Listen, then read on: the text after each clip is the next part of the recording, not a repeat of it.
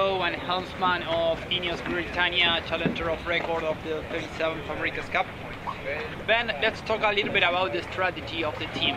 I noticed that on the main positions, the technical officer, the technical director, and many very important people in the team are coming from Mercedes and their Formula One team. Could you explain a little bit what's the mindset and the strategy on that? Are you trying to think out of the box and push the limits harder than anyone else? Well, I guess the mindset is Mercedes are 8 times Formula One world champions, so they must know what they're doing in a technical sport, very simply. But no, of course it's much more than that, and it really is a true collaboration between America's Cup and Formula One. But when you look at INEOS, Jim Ratcliffe, their involvement with Mercedes Formula One, and of course with the America's Cup team since AC36, it became obvious that there were some strong synergies there, and so we pushed very hard for that. I guess we have really implemented a lot of the firepower that MF1 have up in Brackley in Northamptonshire, and so in many ways it made sense that to be able to really maximise that collaboration, if you like, we needed to have some very strong leaders from Mercedes also in leadership roles with the America's Cup team. But then when you bring it back to the America's Cup experience, if you like, you have people like Martin Fisher, who has a long history of America's Cup involvement, and a number of other key guys that have been with us in our America's Cup guys since AC35. So, like I said, true collaboration. Then when looking at the different components on the boat, for example, we saw some radical designs on the foils the past months. Now today I noticed very big differences in between the other main and this main that has a much narrower head. Are you also pushing very hard in terms of design, trying to find a big advantage? Well, of course, I'm sure, you know, if you ask the other teams, look at all of the other teams, they're pushing in every area, because certainly when you look at Team New Zealand, the gap between Team New Zealand and the other teams in the last Cup was pretty significant. So if you think, well, they're going to make another pretty significant jump, the jump the rest of us have to make is pretty huge. So you've got to look in every single area where you can make ideally big gains, but even if they're just small gains, they're all going to stack up and count. And that of course is the secret. And then on top of that, reliability is going to be key. So today, you know, we had an issue with our rudder again. That was the rudder that we fixed from the previous issue with some tow testing. And whilst it's only a test boat and test rudder, it's still good learning, really good learning going into the race boat and trying to ensure that we don't suffer those reliability issues.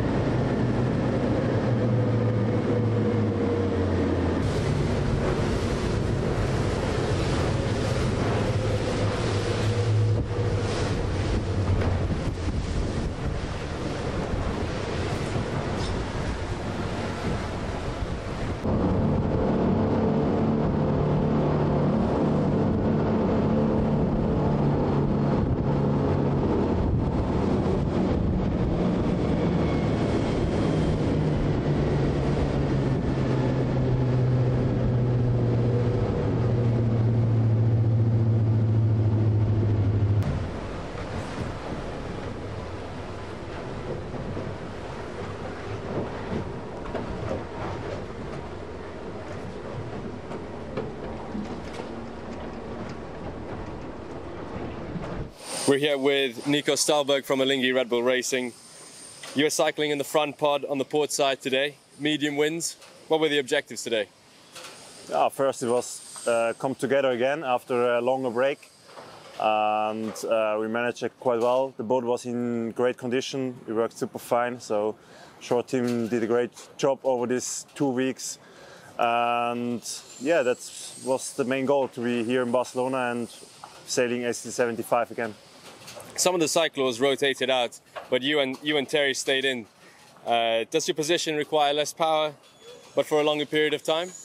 Well, maybe you're the strongest. Someone has to do it, and today it was us. Yeah. So do all the cyclists pedal together, or do you have different requirements? We pedal for the same goal, yeah, to provide them the power they needed to sail the boat. And have you got any assigned roles in the boat, or is your focus only on cycling? Well, we have basically all the same role. Of course, when we do between sailing, we have stuff to do on the boat, like chip change, stuff like that. But mainly all the same role. Yeah. And how much do you need to pay attention to the communications on board? How focused are you on what the sailors are telling you? Of course, it's important you know what's following. For example, on a barrowway, if it's directly a jibe or something, then you have to be prepared for a big push. But of course, I think less communication than the trim or helmsmen are doing. And so different maneuvers require different amounts of energy from the cyclos. What do you hear on the radio that makes you think, okay, now I really have to pedal hard? Wow, big trim, you know, you will suffer. And who's directly telling you that?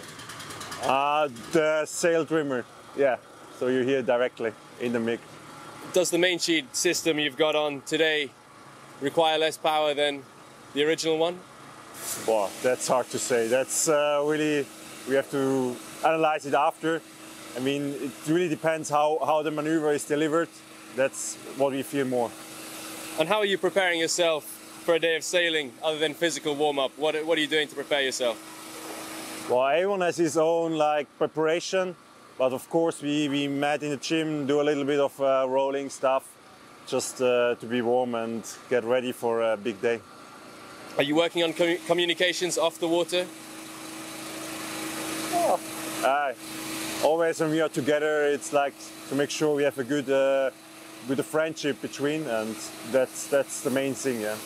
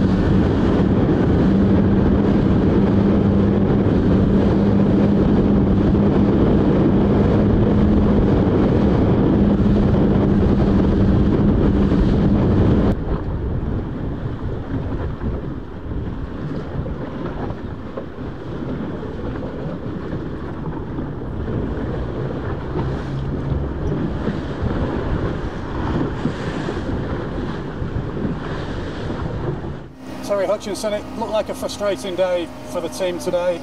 Rather than me talk through it, just you talk us through what happened out on the water. Yeah, today was a little bit of a beep test.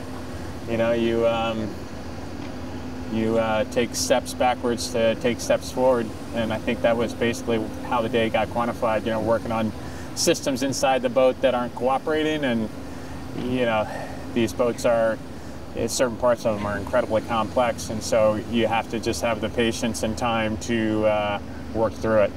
And you know, that's, you know, we basically had the patience and had the time, and weren't getting to where we needed to, and so we came back towards the took the sails down, came back towards the harbor, went into a bit of a holding pattern to see if we're going to be able to get the issue resolved on the water, and could not. So here we are.